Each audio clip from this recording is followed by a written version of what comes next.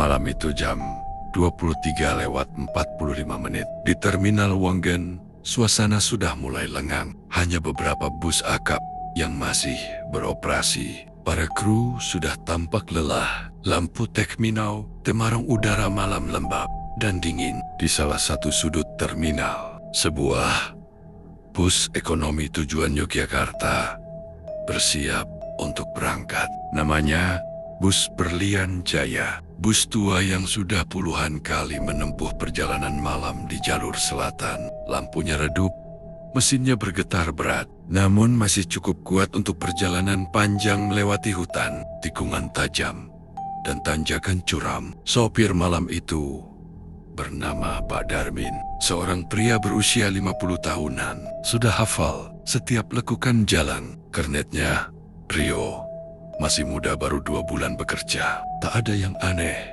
Sampai bus hampir berangkat, saat Rio bersiap menutup pintu, seorang perempuan tiba-tiba muncul dari arah gelap terminal. Jalannya pelan, kepalanya sedikit tertunduk. Ia memakai kebaya putih, rambut panjang menjuntai menutupi sebagian wajahnya, dan membawa tas kecil. "Mas, ke Jogja ya?" Suaranya lirih.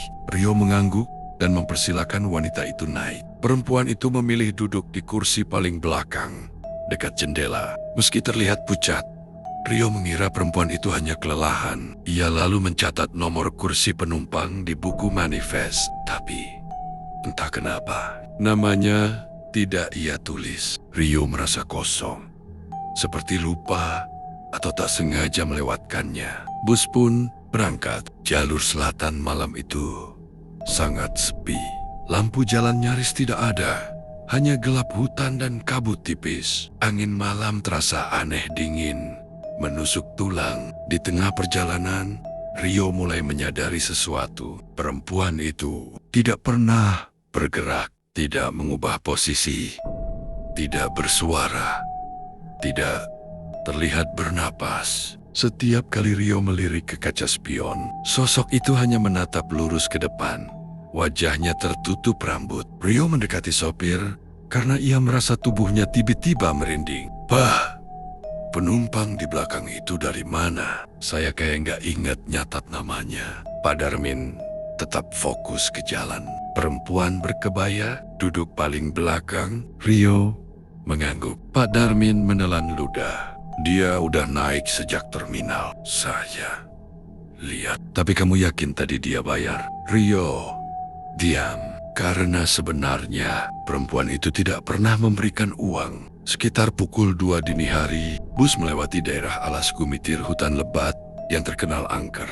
Bus perlahan masuk ke tikungan sempit. Di saat itulah terdengar suara dari kursi belakang. "Berhenti di depan." "Aku turun di sini." Rio menoleh cepat. Perempuan itu tiba-tiba berdiri. Tubuhnya kaku, seperti tidak menyentuh lantai. Ia berjalan perlahan ke arah depan. Tapi yang membuat Rio mematung ketakutan adalah setiap langkahnya. Bus tidak bergoyang sama sekali, seolah bukan manusia yang berjalan. Perempuan itu berhenti di dekat pintu depan dan berkata pelan, "Terima kasih sudah mengantarkan." Pak Darmin segera menepi di pinggir jalan yang gelap. Tidak ada rumah, tidak ada lampu, hanya hutan hitam pekat. Ketika pintu dibuka, tidak ada yang turun, tidak ada suara langkah, tidak ada bayangan. Sosok perempuan itu hilang, seperti asap tertiup angin. Rio panik dan langsung memeriksa seluruh bangku. Benar, bangku paling belakang kosong. Ia juga memeriksa buku manifest, dan di halaman tempat ia seharusnya mencatat nama penumpang terakhir, tertulis sebuah kalimat dengan tulisan miring, seperti goresan kuku. "Terima kasih sudah mengantar pulang." Rio menjatuhkan buku itu. Tubuhnya gemetar hebat. Pak Darmin menatap Rio dengan wajah pucat. "Rio, kamu lihat kan? Karena setiap malam Jumat Kliwon selalu ada penumpang yang meminta pulang, dan mereka cuma naik bus yang lewat jalur ini." Rio tak sanggup berkata apapun sepanjang sisa perjalanan itu. Menurut para sopir jalur selatan, kisah penumpang berkebaya putih sudah terjadi sejak bertahun-tahun lalu. Konon, ia adalah korban kecelakaan bus yang terguling di jalur ini. tubuhnya ditemukan jatuh di jurang dalam kondisi mengenaskan. Namun, setiap malam tertentu, ia masih menunggu di terminal mencari bus yang bersedia mengantarnya pulang. Sampai sekarang, sopir-sopir bus malam masih sering memperingatkan kru baru, jangan duduk sendiri di kursi paling belakang kalau tidak ingin ada yang ikut duduk di sana.